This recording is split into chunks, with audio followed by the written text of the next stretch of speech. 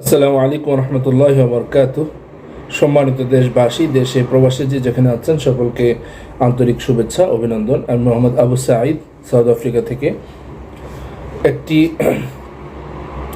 সংবাদ দেখে আজকে আমি এটা একটু পর্যালোচনা করার জন্য আপনাদের সামনে এসেছি। সেটা হলো গত পরশুদিন কওমি উদ্যোক্তা নামে একটি সংগঠন তাদের একটা কনফারেন্সের আয়োজন করে চীন মৈত্রী সম্মেলন কেন্দ্রে। সেখানে একটা খবর ছড়িয়ে পড়ে যে সেখানে এক নারী সাংবাদিককে ঢুকতে দেওয়া হয়নি।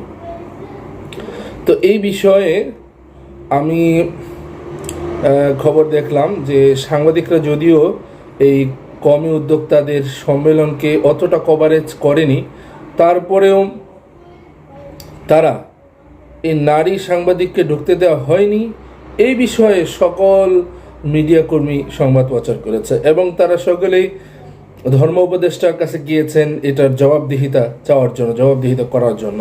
কিন্তু দুঃখটা তখন লেগেছে যখন একজন ধর্ম উপদেষ্টা, যিনি ওলামায়ে কেরামের প্রতিনিধি, তিনি ইসলামের অকাট্য বিধান পর্দাকে তিনি যেভাবে একটু ঘুরিয়ে সুশীল সেজে তিনি যেভাবে বোঝাতে চাইলেন যে একজন নারী সাংবাদিককে ঢুকতে না দেওয়া এটা হলো একটা অপরাধ, মনে করে তিনি যেভাবে কথা বললেন সেটা আসলে দুঃখজনক।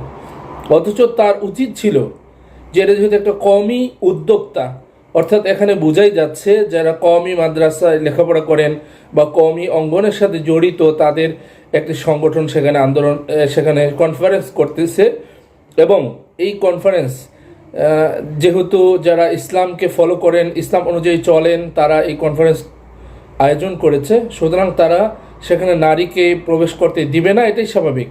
কেন দিবে না? কারণ আল্লাহ রাব্বুল আলামিন সূরা আহজাবের 33 নম্বর আয়াতে পর্দার বিধান নাজিল করেছেন, ওয়াকরনা ফি বুয়ুতিকুন্না ওয়ালা তাবাররাজনা তাবাররুজাল জাহিলিয়াতিল উলা, হে নারীরা তোমরা জাহিলিয়াতের যুগের মতো বাহিরে বের হইও না। সূরা আহজাবের 59 নম্বর আয়াতে আল্লাহ তাআলা বলেছেন, ইয়া আইয়ুহান নাবিয়্যু কুল লিআজওয়াজিকা ওয়া বানাতিকা ওয়া নিসাইল মুমিনিন ইউদিনিনা আলাইহিন্না মিন জালাবিবিহিন, তোমরা যখন বাহিরে বের হবা তখন তোমরা পর্দা করে বের হও, নিজেদের উপর চাদর ঢেলে তারপর বের হও। হাদিস শরীফের মধ্যে রাসূলুল্লাহ সাল্লাল্লাহু আলাইহি ওয়াসাল্লাম বলেছেন, আন ইবনে উমর রাদিয়াল্লাহু তাআলা আনহু রাসূলুল্লাহ সাল্লাল্লাহু আলাইহি ওয়াসাল্লাম قال المرأة عورة فإذا خرجت ইস্তাশরাফাহা শাইতান। তিরমিজি শরীফের 1 নম্বর খণ্ডের 222 নম্বর হাদিস, যে নারী হলো গোপনীয় সত্তা, যখন সে ঘর থেকে বের হয় তখন শয়তান তার দিকে দৃষ্টি উঁচু করে তাকাতে থাকে। সুতরাং এই বিষয়গুলো স্পষ্ট। ইসলামের অকাট্য ফরজ বিধান হলো পর্দা।